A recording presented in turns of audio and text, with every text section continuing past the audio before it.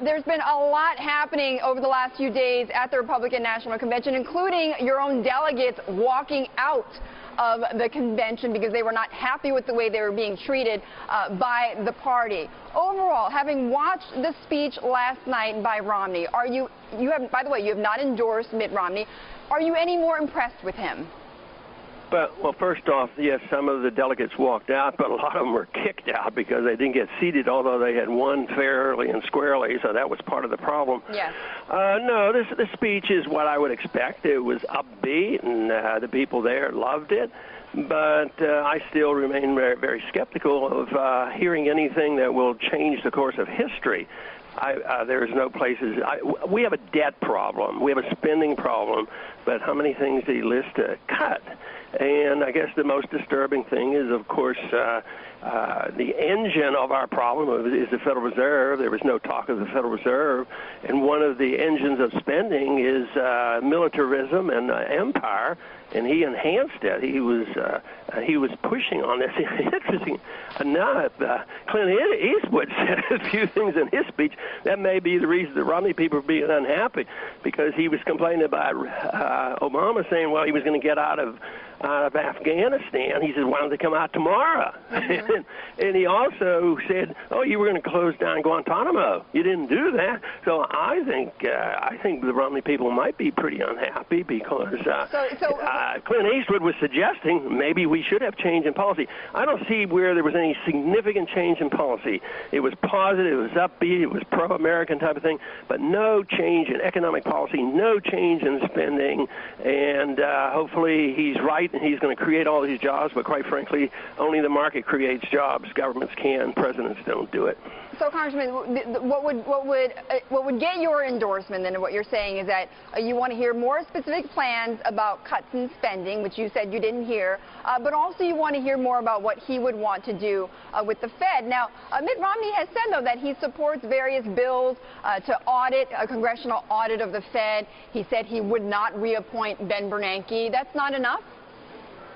Well, see, Bernanke is, a target, but Bernanke is just a Fed chairman. It's central banking that is a problem. Why do we have a consensus in central banking that you can inflate when you want, print money? Now we're worried about unemployment. Say, what tool are they going to use? The only thing they have is print money. They have printed money like crazy. They've tripled the money supply. The banks are flooded with money. And then we pay them, the Fed pays them, put the money in storage. So now we have to hear some stories and changes. If the central banking fails, it's price fixing. The most important thing in a market economy is to have free market rates of interest to tell people what's going on. And we haven't had that. That creates your bubbles. It creates the crisis. And then when you further fix the rate of interest, it prolongs the agony. So what you want is what you want to do is get rid of the Fed in fixing interest rates and manipulating the money supply and pretending that they are the super economic planners. As long as we have that concept, we're going to linger a long time because debt is the problem and nobody's willing to face up to it, and I certainly didn't hear that last night. Well, Congressman, let's get realistic, though. I mean, right now, it seems as if the economy or Americans can't depend on lawmakers, on Congress to fix the economy. There is gridlock going on in Washington, and the only game in town right now is Bernanke and the Fed. Oh, well, the Congress could do a whole lot. They could cut spending. They're the ones who spend the money. Presidents signed the bill. How is cutting spending going to create jobs? Well, you do. You want to return the money to the people. We slashed taxes and slashed money spending after World War II. Everybody says, oh, we're going back to the Depression, but the Depression finally ended when taxes went down 30% and spending went down probably 50%. By that time, a lot of the debt had been liquidated. It took 15 years to liquidate the debt. You got to get rid of the debt, and all we're doing is accumulating debt. And as long as you do that, the burden and interest rates will rise. They cannot prevent this. They will rise regardless of how much the Fed does. Once the perception is it's better to put money into material goods rather than park it in a Treasury bill and making less 1%. Right. So interest rates will rise, and this whole thing is going to come down. I think we're facing a crisis much, much bigger than we faced in 2008. Congressman, look.